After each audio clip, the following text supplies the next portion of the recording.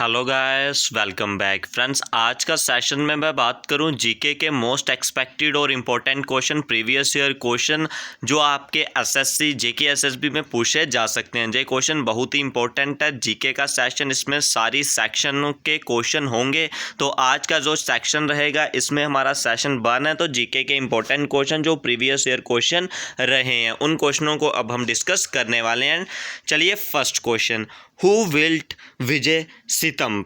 ठीक है, अब जो विजय सितंब है, ठीक है, विजय सितंब बात करूँ वो है कहाँ पे। सबसे पहले विजय सितंब है चित्तौड़गढ़ में। ठीक है, तो जो जे पॉइंट है आप इन्हें भी लिखते रहिए। विजय सितंब है चित्तौड़गढ़ में। ठीक है, तो उसके बाद नेक्स्ट बात करूँ जो विजय सितंब है, विजय सितंब का सेकंड नेम है टावर ऑफ विक्ट्री। हम सारे क्वेश्चनों को समझते हुए चलेंगे, नहीं अगर आपका मन होगा तो हम सिर्फ क्वेश्चनों को लगाएंगे।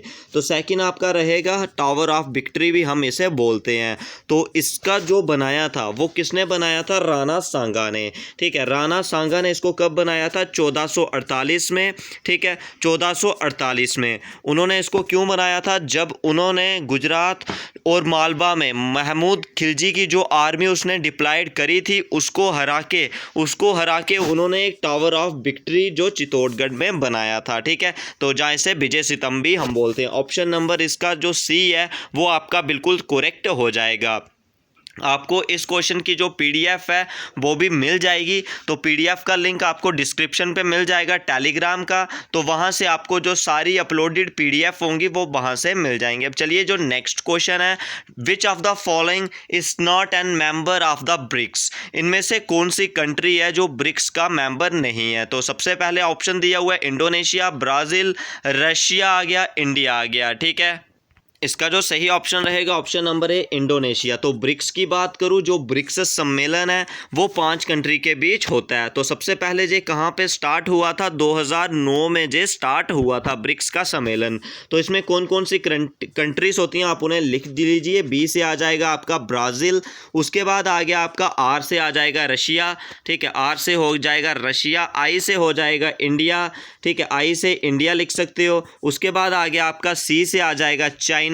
उसके बाद लास्ट में आपके पास बचा तो इसका आ जाएगा साउथ अमेरिका। इसमें से आपको क्वेश्चन किसी भी तरह का आ सकता है, आपने सिर्फ ब्रिक्स याद रखना है। बी से आ जाएगा ब्राज़ील। ठीक है, बी से आ जाएगा आपका ब्राज़ील, आ गया बी जेड लिख लिया। आर से आपका आ जाएगा रशिया, आर एस लिख लिया। आई से आ जाएगा इंडिया, सी से आ जाएगा चाइना और एस से आ जाएगा आपका साउथ अमेरिका। ये 5 जो कंट्रीज है जो ब्रिक्स में है, और इनमें से इंडोनेशिया है जो नहीं है। ठीक है, तो चलिए नेक्स्ट क्वेश्चन की तरफ।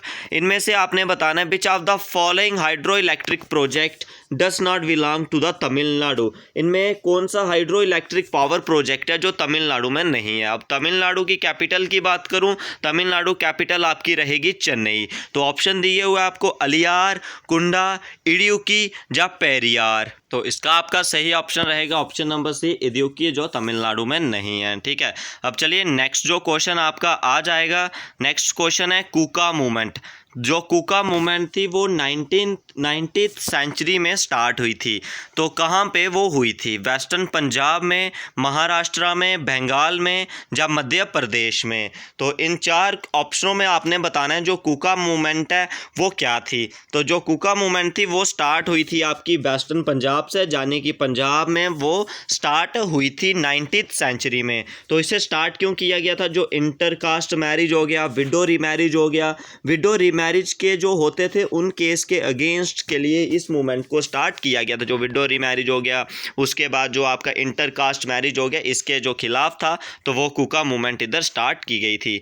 उसके बाद आ गया solid waste is also known as. Solid waste को हम इनमें से क्या बोलते हैं? ऑप्शन आपको दिए हुए हैं, स्लैज, टॉक्सिक वाटर आ जाएगा। उसके बाद नेक्स्ट आ गया आपका स्लज आ जाएगा। नेक्स्ट ऑप्शन दिया हुआ है आपको स्क्रबर। ठीक है, तो इन 4 ऑप्शनों में आपने बताना है जो हमें सॉलिड बेस्ड है, सॉलिड बेस्ड का दूसरा नाम क्या रहता है? ये तो सिंपल है, ऑप्शन नंबर आपका क्या रहेगा? सी, स्लज इसका सही ऑप्शन रहेगा। तो इनमें से नेक्स्ट क्वेश्चन भी इंपॉर्टेंट क्वेश्चन है, जहां से भी आपके जो 4 क्वेश्चन है वो क्लियर हो जाएंगे। विच of the following is not associated with the sound wave. इनमें से आपने बताना है कौन सा साउंड वेव वेव को बिलोंग नहीं करता है। तो जो फ्रीक्वेंसी का यूनिट होता है, हर्ट्ज किसका यूनिट है? फ्रीक्वेंसी का। तो फ्रीक्वेंसी भी साउंड से ताल्लुक़ रखती है, तो इसका भी क्या हो जाएगा? जे बिलोंग करता है। उसके बाद आ गया आपका कैंडेला। तो कैंडेला जो आपका यूनिट है वो इसका नहीं है। तो कैंडेला यूनिट आपका रहता है ल्यूमिनस इंटेंसिटी का। ल्यूमिनस इंटेंसिटी का आपका यूनिट रहता है कैंडेला। और डेसिमल भी आपका साउंड एनर्जी का हो जाता है, डेसिबल। और मैक जो होता है, जो एरोप्लेन्स की साउंड हो जाती है, इनकी साउंड जो इंफ्रासोनिक और अल्ट्रासोनिक साउंड होती है, इनको मेज़र करने के लिए जो सिस्टम वो मैक में करते हैं। ठीक है, तो चलिए नेक्स्ट क्वेश्चन है जो आपका, नेक्स्ट क्वेश्चन भी इंपॉर्टेंट क्वेश्चन है। Emergency hormone in human being. Human being में एमरजेंसी हार्मोन हम किसको बोलते हैं? थायरॉक्सिन, इंसुलिन, एड्रेनलिन या प्रोजेस्टेरोन। इन 4 हार्मोन से आपने बताना है कौन से हार्मोन को हम एमरजेंसी बोलते हैं। वो है आपका friends option number C, adrenaline is the emergency hormone in the human being. जो एड्रेनल है, एड्रेनलिन है, वो कहाँ से सिक्रीटेड होता है? एड्रेनल ग्लैंड से वो सिक्रिएट होता है। जो एड्रेनल ग्लैंड है वो हमारा एमरजेंसी हार्मोन यानी कि एड्रेनलिन को सिक्रिएट करता है। उसके बाद नेक्स्ट क्वेश्चन आपका इंपॉर्टेंट एक और क्वेश्चन है। Todarmal was the famous revenue minister of Mughal emperor. इनमें से तोदरमल कौन से जो हमारे पास मुगल एम्परर हैं उनका रेवेन्यू मिनिस्टर था? तोदरमल। ठीक है, तो इसका आपका ऑप्शन दिए हुए हैं आपको, शाहजहां, बहादुर शाह जफर, अकबर दिया हुआ है और दिया हुआ है औरंगजेब। इन 4 ऑप्शनों में आपने बताना है जो तोदरमल था, तोदरमल कौन से मुगल एम्परर का आपके पास जो कौन सा था? मिनिस्टर था, रेवेन्यू मिनिस्टर आपने बताना है। ठीक है, तो इसका आपका जो सही और करेक्ट आंसर रहेगा ऑप्शन नंबर सी, यानी कि अकबर। अकबर ने क्या किया हुआ था? अपने जो उसने अकबर के क्या थे, जितने भी वो थे 9 नवरत्नस थे। ठीक है, 9th नवरत्नस थे। जो अकबर का काल रहा है, यानी कि अकबर का पीरियड रहा है, वो कितना रहा? 1556 से आपका 1605 तक जो अकबर का रूल है वो हुआ है। ठीक है, तो जो अकबर था वो 3rd मुगल रूलर था। तो इनके 9 नवरत्न थे। ठीक है, 9 नवरत्न थे। तो जिसमें भी इनका तोदरमल भी 9 नवरत्न में इनका 4th नवरत्न था, जिसमें उन्होंने 9 जो भी अपने मिनिस्टर हायर किए हुए थे, इनमें से जो तोदरमल था वो रेवेन्यू मिनिस्टर को किया था। ठीक है, तो उनमें से एक इनका अकबरनामा भी है, अकबरनामा अबुल फजल ने इनका लिखा हुआ है। ठीक है, तो इतनी बातें आप इसकी याद रख लीजिए। तो चलिए नेक्स्ट क्वेश्चन आपके हम नेक्स्ट क्वेश्चन आ गया। During the period of which governor general was the Indian civil service start. कौन से गवर्नर जनरल या लॉर्ड वाइसराय के समय में जो आपका इंडियन सिविल सर्विस, यानी कि अब आप आईएएस हो गया, यूपीएससी जो कंडक्ट करता है, तो इंडियन सिविल सर्विस स्टार्ट किसने किया था? डलहौजी हो गया, करजन हो गया, बेंटिक हो गया या कॉर्नवालिस हो गया। इन 4 ऑप्शनों में आपने बताना है जो किस पीरियड में, कौन से गवर्नर जनरल के पीरियड में जो जहां पे सिविल सर्विस को स्टार्ट किया गया था। ये क्वेश्चन भी आपके लिए इंपॉर्टेंट है। ठीक है, तो इसका आपका सही ऑप्शन रहेगा ऑप्शन नंबर डी, यानी कि लॉर्ड कॉर्नवालिस ने कॉर्नवालिस के टाइम पे इसको स्टार्ट किया गया था। तो जो फर्स्ट इंडियन थे, फर्स्ट इंडियन इन्होंने किसमें क्रैक किया हुआ था? उनका नाम था सत्येंद्रनाथ बोस। उन्होंने 1864 में इसको जो फर्स्ट टाइम पे पास किया था। ठीक है, तो उस समय जो इंडियन सिविल सर्विस स्टार्ट की गई थी वो लॉर्ड कॉर्नवालिस के समय पे की गई थी। उसके बाद आ गया land of midnight sun. Land of midnight sun हम इनमें से किसको बोलते हैं? स्वीडन को, नॉर्वे को, जर्मनी को या फिनलैंड को। इन 4 ऑप्शनों में आपका जो सही और करेक्ट ऑप्शन रहेगा ऑप्शन नंबर जो बी आपका, लैंड ऑफ मिडनाइट सन, इसको हम बोलते हैं नॉर्वे को। उसके बाद नेक्स्ट क्वेश्चन भी इंपॉर्टेंट क्वेश्चन है, तो इस क्वेश्चन को भी आप साथ साथ में बनाएं और अपना सुजेशन जरूर शेयर करें। Acid release when ant bytes. जब एंट काट लेती है, जब एंट बाइट करती है, तो उसके जरिए कौन सा जो एसिड है वो रिलीज होता है? तो सबसे पहले आपको फर्स्ट ऑप्शन दिया हुआ है HCl, formic acid, acetic acid या सल्फ्यूरिक एसिड। तो 4 ऑप्शन आपके पास जहां पे दिए हुए हैं, जब एट काट लेती है तो उसके बाद आपके पास कौन सा जो एसिड है वो रिलीज होता है। सबसे पहले दिया हुआ है HCl। HCl का आपका रहता है हाइड्रोक्लोरिक एसिड। उसके बाद आ गया formic acetic acid. Acetic acid का फार्मूला हो जाता है आपके पास CH3COOH। उसके बाद आ गया सल्फ्यूरिक एसिड H2SO4। ठीक है, तो इसका जो आपका सही ऑप्शन रहेगा ऑप्शन नंबर बी, यानी कि फॉर्मिक एसिड इस क्वेश्चन का सही आंसर होगा। तो जो फार्मिक एसिड है इसका भी आप केमिकल फार्मूला लिख सकते हो। इसका केमिकल फार्मूला आपका क्या रहेगा, HCOOH या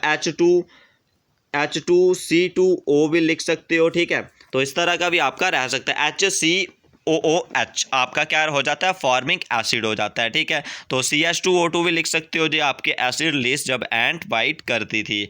तो उसके बाद आ गया next question, what is the other name of the Galileo law of falling body.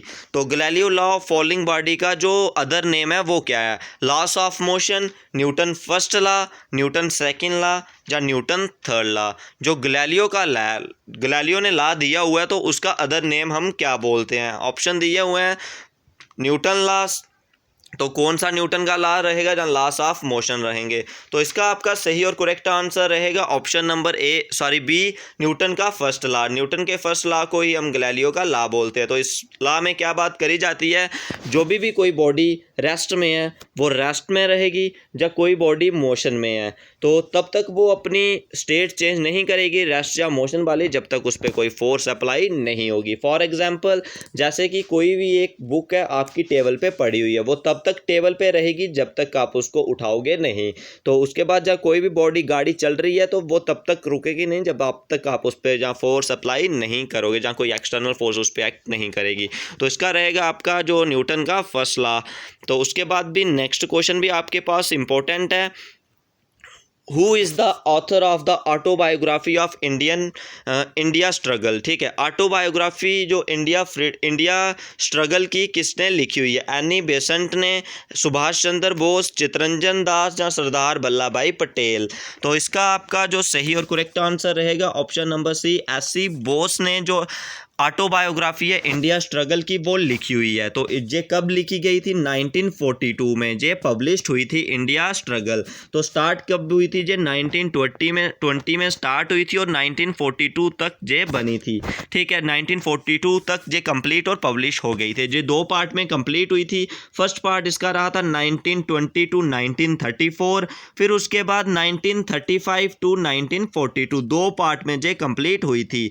जो ऑटोबायोग्राफी है इंडिया स्ट्रगल की वो एस.सी. बोस ने दी हुई है। तो इसका सही ऑप्शन आपके पास रहेगा ऑप्शन नंबर बी, यानी कि एस.सी. बोस इसका सही आंसर रहेगा। आपको इसकी कंप्लीट पीडीएफ भी मिल जाएगी। नेक्स्ट क्वेश्चन आ गया, जो पीवी सिंधु थी वो कौन सी गेम से संबंधित है, शूटिंग, बॉक्सिंग, बैडमिंटन या स्विमिंग। सही ऑप्शन इसका ऑप्शन नंबर सी इसका सही आंसर रहेगा। ठीक है, तो एक क्वेश्चन और रह गया हमारे पास। जो फर्स्ट क्वेश्चन था, हु इन्वेंटेड डायनामाइट। तो डायनामाइट इनमें से किसने जो इन्वेंट किया हुआ है, JB Dunlop, Alfred Nobel, James Simon या पीटर हीर्स्ट।